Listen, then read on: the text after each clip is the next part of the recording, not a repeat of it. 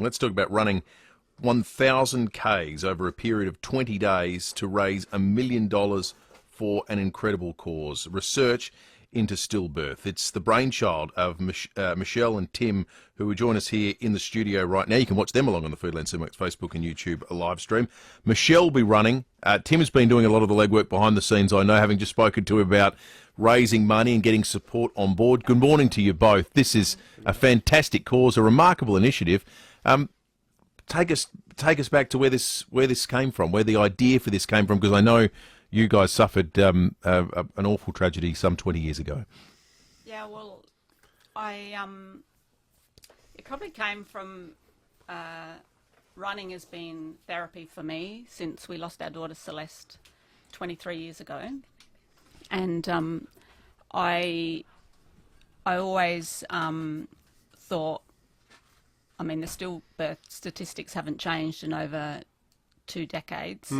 And I thought, you know, there's just not enough being done, and I really wanted to help out. And I'd done a little bit here and there through running. Was an ambassador for Stillbirth Foundation Australia, and so did an event in the Blue Mountains a couple of years ago. But I thought I really just wanted to do more to help out, and I could do that by running. So I sort of pondered away on my own for a little while and worked out, and I thought it's got to be something massive, because research funds, you know, you need massive funds for any kind of research. So I thought to myself, I'll run to Melbourne. And As you do. I didn't, and I thought, well, you know, that's massive and off-road, so I'm taking the long way. But I was a bit nervous about telling Tim, because, you know, the husband, he's always worried. And I had to write it on a little piece of paper, and we went down to a local coffee shop, and I just slid the piece of paper across the table and said, this is what I want to do next year. And what did you say, Tim? I just laughed to start off with and thought, can you make it? It is the big, because I knew she's capable of doing that. So we just had a giggle, had a coffee, and the rest's history. I just can't believe the schedule, though. So you're doing 1,000 kilometres, so it's from Seacliff to Port Melbourne, starting on your birthday, November the 1st. But you're doing it in 20 days. So that's about, you were saying during the news break, it's about 60 Ks a day. That's more than a marathon a day for 20 days. Yep. So, I mean, I've done a few ultras. I do a lot of trail running. What's an ultra for people like me who don't get up to, so you know, change the realistically, television it's anything manually? over a marathon, but, you know, we sort of say, like, probably 50K plus. You know, and there's a lot of people, like a lot of older people, actually. It's quite popular with the older population doing ultras. Really? Yeah, I think because we're a bit more resilient. We've been through a lot by the time we sort of hit our 40s, 50s. So you'd be surprised at the average age for that. But I spend a lot of time finding my peace out on the trails. Because they say that, like, it clears the mind, doesn't it? Yes, it does. It absolutely does. And, you know, I guess that's why a lot of people hike too. But I spend a lot of time out there. So I thought, well, I'll just take the long way to Melbourne, because I hate running on roads. Yeah, So you've said the long way and off track a couple of times, Yeah. Michelle. So what does that entail? So basically, I start at Seacliff, and I've mapped it all out. I've start at Seacliff, and I take a track called the Sea to Summit, which takes me up through the back of, like, I guess, Seacombe Heights, Belair, into Crayfors, and then I head out to Harndorf. So day one's going to be my hardest day. So you're running up into the hills first? Yeah, so it's about on the way to Melbourne. 1,200 metres of elevation. But, you know, like, that's my normal running track. So Okay. I run that quite So we a won't lot. see you at the toll gate, though. Like, you're not going to. No, I won't be at the toll gate. You're not on the. I don't You're have not to on the pay Southeastern tolls. Freeway. So, Well, it'll be picturesque at least. and then I run down through the Coorong, Oh, you that'd know, be the good. southeast. Wow, that looks incredible. So, and then I hit, when I cross the border, I'll hit the Great Ocean Walk. So you're going through the Coonawarra? Do you go down that way and then I down go- sort of so- towards Port Macdonald, Port Fairy sort of way? Yes. Yeah, Yes, okay. yeah. Beautiful. So, Nelson, Port Ferry, Yeah, Apollo yeah. Bay, lawn, which I've ran a lot through lawn as well. We used to do some adventure racing over there. Amazing. They got a really good Spanish restaurant called Movida. Well, I don't think Michelle would be stopping. The support team will stop that. I'm not sure that my feeder will be on the menu necessarily. Bit of carbo loading. Pilo, that'd be good. The thing you do want to put on the menu is raising as much money for stillbirth research. That's what this is all about. You were talking to me during the break about the fact that there are still huge opportunities for businesses. The challenge is out to businesses in South Australia to support this wonderful cause, donate to research in this very important field. And there's a couple of ways that can happen. You've got a documentary that I understand you're filming at the same time, and you've got this magnificent Jayco caravan that's just waiting for people to put their business emblems and logos on it, where you can get a bit of advertising, but at the same time support this incredible initiative. Yeah, so we've got Mitsubishi have loaned us a car for 6 months, which wow. we've advertised, which is both of us used to work there, so we have a story behind that. They're generously given us that, and that is all been advertised already. So we've got a Jayco van, so there'll be the Jayco van, which will be Michelle's office for the period of time. And we've got the film crew that's with us, which will be doing the documentary, which we've been doing all year, basically. And that's the documentary about Stillbirth with an underlying story about Michelle as well.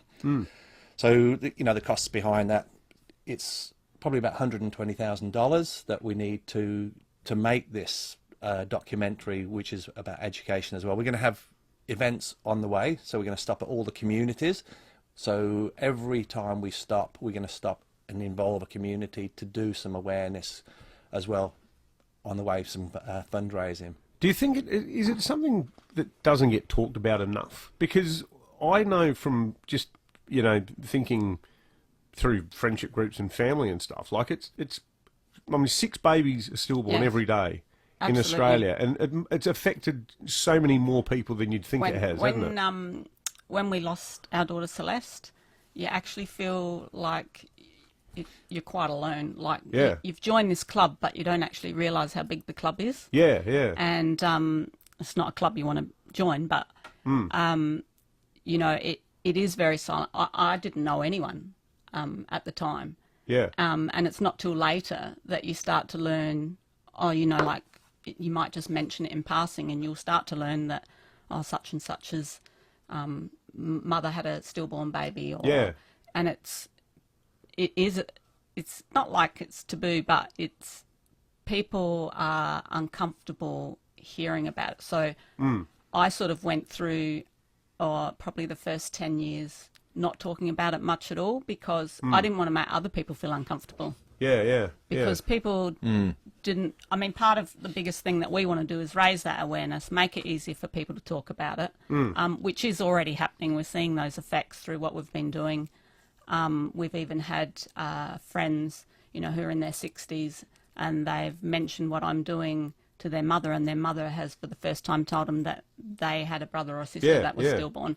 So, for me, that's like a really big deal, because I just feel this poor lady who's in her 80s has been carrying around this heavy load. And well, the other thing too is it's rare these days in medicine to see a category that hasn't shifted in 2 decades. Correct. If you think about the success with which people now have chemo, or the we were talking before, melanoma. Yes. That's come down. Yeah. My dad's experienced that. So, But to have a category of death that has not changed in 20 years is almost unique. Probably MND's one, we could say there's a huge fight still going on there. And that shows there's probably a sense of defeatism around it that should not exist. Yeah, what we've learnt is through our interviewing for the documentary is there's actually all this research that's been done that is fantastic, and there are things currently that could be put in place a lot better than they are. Like one of them is the Safer Baby Bundle that's seeing good results, but the problem is funding. So yes, there are some things that could be implemented today that could reduce up to 20 to 30% of stillbirth, purely through awareness. Wow. And they just don't have the funding to get it out. Some hospitals are implementing it, but it's not like a national thing. It's the rollout of it. We've been with the research centre, we've been through with the foundation. We've got all this brains and sorting out how successful this is, which has been proved in other countries, in the Netherlands, in the UK. So the Safer Baby Bundle, we can roll that out tomorrow and start saving lives from up to 20 to 30%. Like if you were in your own business and you knew you had something that could fix something, you'd do it straight away. So all it is the funding to do something nationally, like a national campaign of some sort, and that should start today. There's no reason why we can't get funds from the government to help us do this. Again, we're doing that. We are doing the documentary to educate people, to help people come through this and understand how we can fix stillbirth. Similar to SIDS, you know, the campaign went out there and it's nearly eradicated. Yeah, You know, we can get to the same level as that, Yeah. but it needs to be identified by the government or anybody else that can help us. We can do a national campaign. It can be rolled out nationally to everybody. There's apps available. There's so much information available that can be done now. But we need the funding to do it. Yeah, hugely important message. Just a wonderful initiative that you two have come up with. And the amount of time you guys have sacrificed and spent supporting this cause is truly awe-inspiring. And I encourage any business listening, if you want to get in touch with Michelle and Tim McCranor, how do they get in touch with you? So our website?